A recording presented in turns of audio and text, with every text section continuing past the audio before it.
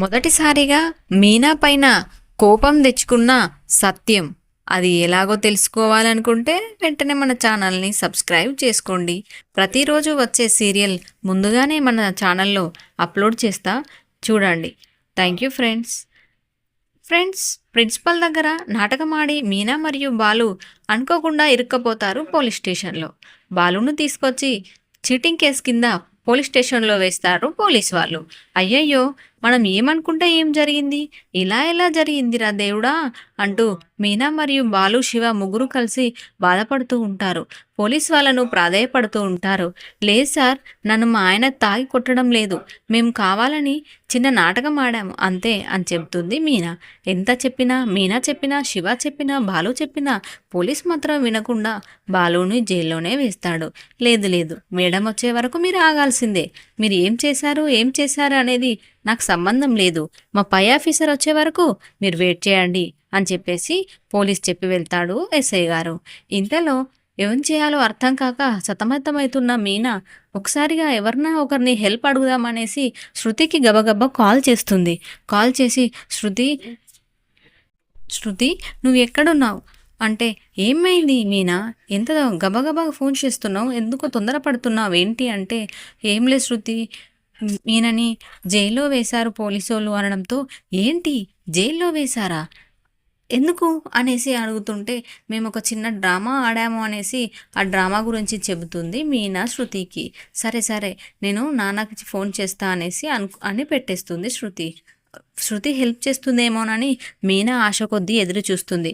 కానీ శృతి వాళ్ళ అమ్మకు ఫోన్ చేసి, అమ్మ, మా ఫ్రెండ్ వాళ్ళు ఒకరు కనుగోకున్న కారణాల వల్ల పోలీస్ స్టేషన్లో పడ్డారు, నాన్నకు ఎస్ఐ గారు తెలుసు కదా, ఒకసారి మాట్లాడతాడా, నాన్నకి ఇవ్వు అంటే, సరే అమ్మా, నీకు హెల్ప్ కాకపోతే ఎవరికి చేస్తాను, నాన్నగారితో మాట్లాడు అనేసి వాళ్ళ నాన్నగారికి ఫోన్ ఇస్తుంది శృతి వాళ్ళ అమ్మ. నాన్న ఏం చేస్తున్నారు అంటే, ఏం లేదమ్మా చెప్పు అనడంతో, మా ఫ్రెండ్ వాళ్ళు ఒకరు జైల్లో పడ్డారు నాన్న, మీకు తెలుసు కదా ఎస్ఐ గారు, ఒకసారి విడిపించండి అంటే, సరే అమ్మా సరే, ఎవరు వాళ్ళు అంటే, ఎవరు లేరు, మా మీనా వాళ్ళ బాలు అని చెప్పేస్తుంది. బాలునా, నేను బాలుని చేతులు నన్ను కొట్టి ఎటుపడతటు కొట్టిన అతన్ని విడిపించడమా, అసలు జరగని పని, అయినా నువ్వెలా ఫోన్ చేశావమ్మా అని అడుగుతుంది శృతిని. ఏం లేదమ్మా, బాలు మీనా చాలా మంచివారు, మీకే అలా కనబడతారు అనేసి అంటుంది శృతి. లేదు, నేను ఎట్టి పరిస్థితుల్లో విడిపించను అని చెప్పేస్తాడు శృతి వాళ్ళ నాన్న శృతికి. ఇంతటితో ఎలాంటి ఛాన్స్ లేక వదిలేస్తుంది శృతి వాళ్ళ అమ్మ మరియు నాన్న ఇద్దరు మాట్లాడుకుంటారు. ఏంటండి, హెల్ప్ చేస్తే అయిపోతుండే కదా అంటే, ఎట్టు పడతాడు నన్ను కొట్టి చాలాసార్లు నన్ను అవమానించిన బాలుగాన్ని విడిపించుతానా నేను, ఎట్టి పరిస్థితుల్లో అలా చేయను అని చెప్పేస్తాడు శృతి వాళ్ళ నాన్న. ఇదే సందర్భంగా పెట్టుకొని మనం శృతిని మన ఇంటికి తీసుకురావడానికి ప్రయత్నం చేసుకుందామని చెప్పేసి అంటాడు. ఇదే గొడవను పెద్దగా చేసి వాళ్ళ ఇంట్లో చిచ్చు పెట్టడానికి ఇదొక మంచి కారణం అనేసి అనుకుంటారు భార్యాభర్తలు ఇద్దరు, శృతి వాళ్ళ అమ్మ మరియు నాన్న. ఇది ఇట్లా ఉంటుండగా అందరికీ కాల్ చేస్తుంది మీనా. శృతికి కూడా కాల్ చేస్తే, కాదు మీనా, కావట్లేదు నా వల్ల అని చెప్పడంతో, అయ్యో ఎలాంటి హోప్స్ పెట్టుకున్నానే నీ పైన, కావడం లేదా అనేసి అనుకొని చాలా బాధపడుతూ ఉంటుంది మీనా. ఇదిలా ఉంటుండగా అందరికీ కాల్ చేస్తుంది. ఏమైందక్క అని మన మీనా వాళ్ళ తమ్ముడు అయినటువంటి శివ అడగడంతో, ఏం కాలేదురా అని చెప్పేస్తుంది మీనా. ఈయన ఇక్కడ ఉండడమేనా, ఏమేం మీనా ఇలా జరిగింది అనేసి బాలు అంటుంటే, మీనా ఒక్కసారిగా ఆలోచనలో పడిపోతుంది. ఎలా, ఎవరు మనల్ని బయటికి తీసుకొస్తారు అనేసి ఆలోచిస్తూ ఉంటుంది. ఏం కాదు మీనా, మేడం ఎస్ఐ గారు వచ్చాక నేను ఏదో ఒకటి చెప్పి బయటకు వస్తాలే, ఇది నాకేం కొత్త కాదు కదా, మీరు ఇంటికి వెళ్ళండి అని చెప్పేస్తాడు బాలు. ఇలా బాలు చెప్పడంతో చాలా బాగా బాధపడతాడు శివ. బావా, నువ్వు నా వల్లనే ఇలా ప్రాబ్లంలో ఇరుక్కుపోయావు, నన్ను క్షమించు బావా అని చాలా బాధపడుతూ ఉంటాడు శివ. బాలుకి జైల్లో ఉన్నందుకు ఎలాంటి బాధ లేదు, కానీ శివ మారాడు అన్న మాత్రం చాలా గర్వంగా ఫీల్ అవుతాడు. ఇదిలా ఉంటుండగా పోలీస్ స్టేషన్లోనే ఉంటాడు బాలు. మీనా ఒకటి మాత్రమే ఇంటికి వస్తుంది. మీనా వచ్చేసరికి గుర్రంలా తిరుగుతుంది ప్రభావతి హాల్లో అటు ఇటు. ఏమే, టైం ఎంత అవుతుందే, ఎక్కడికి వెళ్ళావు, వాడేడే అని రకరకాలుగా క్వశ్చన్స్ వేస్తూ ఉంటుంది. చెప్తూ ఉంటుంది. లేదండి, నేను పూలల్లే వస్తున్నాను అత్తయ్య గారు అని చెప్తుంది. వాడేడి అనడంతో, ట్రిప్పుకు వెళ్ళాడు అని చెప్పడంతో, జైల్లో ట్రిప్పులు వేస్తున్నాడా అని ప్రభావతి అంటుంది. నాకంతా తెలిసిపోయింది. శృతి వాళ్ళ అమ్మ ఫోన్ చేసి చెప్పింది. నీ నాటకాలు నా దగ్గర కాదే, నీ డ్రామాలు నా దగ్గర కాదు అని చెప్పేసి ప్రభావతి మీనాని బాగా తిట్టేస్తుంది. ఇదే దొరికింది కదా సందు అనేసి రోహిణి మరియు మనోజ్ కూడా ఆట ఆడేసుకుంటారు మీనాని. సత్యం కూడా బాగా మాట్లాడతాడు. ఏంటి మీనా, ఎవరో హెల్ప్ చేయడం ఏంటి, నాకు చెప్తే నేను వచ్చేస్తున్నా కదా అనేసి అంటూ ఉంటాడు. లేదు నాన్న, లేదు, కావాల్సిందే ఇలా బాలుగాడికి ఎవరిని కొట్టాడో ఏంటో అనేసి మనోజ్ అంటూ ఉంటాడు. ప్రభావతి మాత్రం దొరికిందే సందు కదా అనేసి మీనాను ఎటుపడతాటే మాట్లాడుతూ ఉంటుంది. అందరి ముందు దోషిలాగా నిలబెడతారు. మేము కావాలని ఏం చేయలేదు మామయ్య. మా తమ్ముడు శివాని ఆ గుణగాడు బ్యాగ్లో మందు బాటిల్ పెట్టి ఎగ్జామ్స్ రాయనీయకుండా డిస్మిస్ చేయించాడు. అలా ప్రిన్సిపాల్ ముందు మేము ఒక నాటకం వేశాము. అలా తమ్ముడిని ఎగ్జామ్ రాయించడానికే తప్ప మేము ఎలాంటి తప్పు చేయలేదు అని మీనా చెబుతుంది. మీనా ఎంత చెబుతున్నా ప్రభావతి వినకుండా చిటపటలాడుతూ ఏదో ఒకటి అంటూనే ఉంటుంది. దొరికింది కదా ఛాన్స్ అనేసి. సత్యం కూడా మీనా పైన బాగానే మాట్లాడతాడు. నేనున్నాను కదా, మన పరువు తీయడం ఎందుకు, జైల్లో ఉన్నాడు అంటే ఎంత పరువు నష్టం అవుతుందమ్మా అనేసి బాగా మాట్లాడతాడు. మా మీనా సత్యం మాటలకు చాలా బాధపడుతుంది. ఇక సీన్ కట్ చేస్తే ఉదయాన్నే సుమతి, మీనా మరియు శివ ముగ్గురు కలిసి పోలీస్ స్టేషన్కి వస్తారు బాలు దగ్గరికి.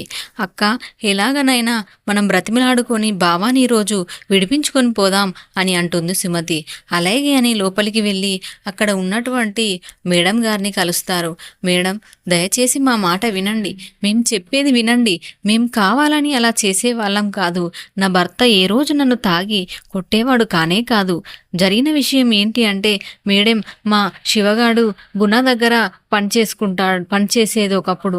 కానీ ఇప్పుడు తన తప్పు తను తెలుసుకొని మారి తను ఎగ్జామ్స్ రాసుకుందామన్న సమయంలో గుణగాడు మందు బాటిల్ బ్యాగ్లో పెట్టి ప్రిన్సిపల్ గారికి చెప్పి డిబార్ చేయించడం జరిగింది. అది సంగతి మేడం జరిగింది అని చెప్తూ ఉంటుంది మీనా. అయినా కానీ నమ్మదు. కానీ శివ చెప్తాడు. శివ ఏమంటాడు అంటే, మేడం నిజమే అండి, మా బావ నా కోసం చాలా కష్టపడ్డాడు. ఎన్నిసార్లు చెప్పినా నేనే మారలేదు. నేనే మా బావను ఎటుపడతాడు తిట్టాను. మా బావ చాలా మంచోడు మేడం, ప్లీజ్ దయచేసి మమ్మల్ని మన్నించి మా బావను విడిపించండి అని శివ కూడా మాట్లాడతాడు. శివ మరియు మీనా మాట్లాడిన మాటలకి ఎగ్జామ్ కోసమే ఇదంతా చేశారని కనుక్కున్నటువంటి మేడం గారు, సరే ఒకసారి బయటికి పిలిపించమనడంతో బయటికి వస్తాడు బాలు. బయటికి వచ్చినటువంటి బాలుని చూసినటువంటి మేడం, ఏంటి సున్నితంగా నీకేమైనా ఓటింగ్ ఎక్కించాలా అంటే, లేదు మేడం, అయ్యయ్యో నేను అలాంటి వాడిని కానే కాదు మేడం, నా భార్యను నేను ఏ రోజు కొట్టలేదు, నేను ఏ రోజు అలా న్యూసెన్స్ చేయలేదు అని చెప్పేసి అంటుంటాడు బాలు. అవునా, మరి ఎందుకు ఇలా జరిగింది అంటే, ఇప్పటిదాకా చెప్పారు కదా మేడం, అదే మేడం జరిగింది అని చెప్పేసి బాలు అంటుంటాడు.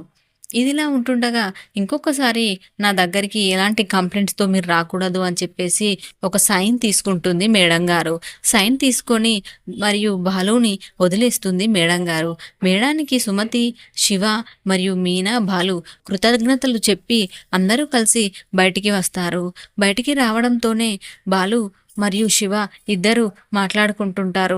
బావా బావా నన్ను క్షమించు, నా తప్పే జరిగిందంతా అనడంతో బాలు ఒక్కసారిగా షాక్ అవుతాడు. ఇంత మంచి మాటలు మాట్లాడుతున్నాడే నా బామర్ది, మారాడు, అదే సంతోషం అనుకొని. ఇదిట్లా ఉంటుండగా రాజేష్ ఫోన్ చేస్తాడు బాలుకు. అరే బాలు, మన గుణగాడు ఒక దగ్గరికి వస్తానని చెప్పాడు, నువ్వు త్వరగా వచ్చేయి, వాడి సంగతి చూసేద్దామని చెప్పడంతో బాలు వెళ్తాడు గుణ చెప్పిన ప్లేస్లకి. ఇదిలా ఉంటుండగా రాజేష్ ఒకసారి ఫోన్ చేస్తాడు.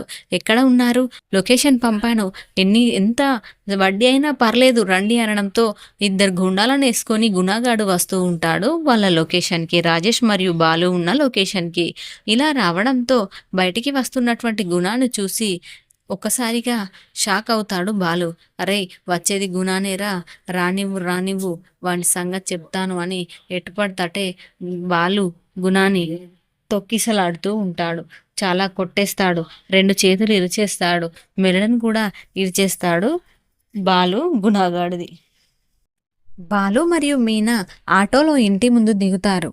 అప్పటికే ప్రభావతి వాకిట్లో ముగ్గు వేస్తా ఉంటుంది. అయ్యయ్యో అత్తయ్య ఇవ్వండి నేను వేస్తాననడంతో, తప్పించుకోవడానికే కదనే పొద్దు పొద్దున్నే ఎటో తిరిగిపోయావంటే, నేను ఎటూ వెళ్ళలేదు, ఈయనని తీసుకురావడానికి వెళ్ళాను అని చెప్పడంతో బాలు సెటైర్లు వేస్తాడు. నీకు ఇదేం పని ముగ్గావతి, మమ్మల్ని అడగడం తప్ప నువ్వు వేరే చేసే పనేముంది అని అంటూ ఉంటారు. ఇదే దొరికింది కదా ఛాన్స్ అనుకొని ప్రభావతి బాలుని మరియు మీనాని మాట్లాడుతూ ఉంటుంది. ఇంతలో సత్యం రానే వస్తాడు. సత్యం ఏం మాట్లాడకుండా సైలెంట్గా ఉంటాడు. మొత్తం ప్రభావతి కథ అంతా నడిపేస్తుంది. ఎటు వెళ్ళారు, ఎందుకు వెళ్ళారు, అసలు ఏం జరిగిందో తెలియకుండా ఎటుపడితే అటు ఎందుకు మాట్లాడుతున్నారు అత్తయ్య అనేసి మీనా అంటుంది. నా భర్త ఏం లక్షలు మింగి జైల్లో వెళ్ళలేదు, ఎవరిని చంపి వెళ్ళలేదు. కేవలం మా తమ్ముణ్ణి ఎగ్జామ్స్ రాయించడానికి మాత్రమే మేము వేసిన చిన్న నాటకం అది ఏదో విఫలమైంది అంతే తప్ప నా భర్త ఏం చేయలేదు అంటే, ఆహా ఏం డ్రామాలు ఆడుతున్నావే అని అంటుంది ప్రభావతి. డ్రామాలు అంటే మీ లక్షలు మింగిన కొడుకు నా బంగారం ఎత్తుకపోయినప్పుడు నాకేం సంబంధం లేదన్నావు అదేనా? మీ కోడలు ఇల్లు తాకట్టు పెట్టినప్పుడు నాకేం తెలియలేదు అన్నావు అదేనా అనడంతో ఒక్కసారిగా నల్లమొహం వేస్తుంది ప్రభావతి. ఏంటి మాటలు బాగా మాట్లాడిస్తున్నావు, మీ మీ తప్పుని కప్పిపుచ్చుకుందామని అలా చేస్తున్నావా అని అంటుంది ప్రభావతి. మేము మరీ అంత తప్పు కప్పిపుచ్చుకునే అంత పనులు ఏం చేయలేదు అత్తయ్య అని అనడంతో సత్యం మాట్లాడకుండా ఉంటాడు. ఇంతలో బాలు వాళ్ళ నాన్నగారి మొహం చూసి బాధపడుతున్నట్టు చూసి, అయ్యో నాన్నగారు నేనేం తప్పు చేయలేదు కావాలని, కేవలం నేను శివ కోసమే, శివ మంచిగా మారుతాడు అన్న ఉద్దేశంతో మాత్రమే నేను అలా చిన్న నాటకం ఆడాం. ఆ నాటకంలో నిజమే అనుకొని ప్రిన్సిపల్ గారు పోలీసులకు ఫోన్ చేస్తే పోలీసులు వచ్చి మమ్మల్ని తీసుకువెళ్ళారు అని చెప్తాడు బాలు సత్యంకి. చెప్పడంతో సత్యం కోపంగా లోపలికి వెళ్ళిపోతాడు. చూడాలి ఫ్రెండ్స్ ఏం జరుగుతుంది అనేది. ఎందుకు అలా లోపలికి వెళ్తాడు సత్యం, ఎలా కన్విన్స్ చేస్తాడు బాలు? మీనా మరియు బాలు ఇద్దరు కలిసి సత్యంని క్షమాపణ అడుగుతారా? తెలుసుకోవాలనుకుంటే వెంటనే మన ఛానల్ని సబ్స్క్రైబ్ చేసుకోండి ఫ్రెండ్స్.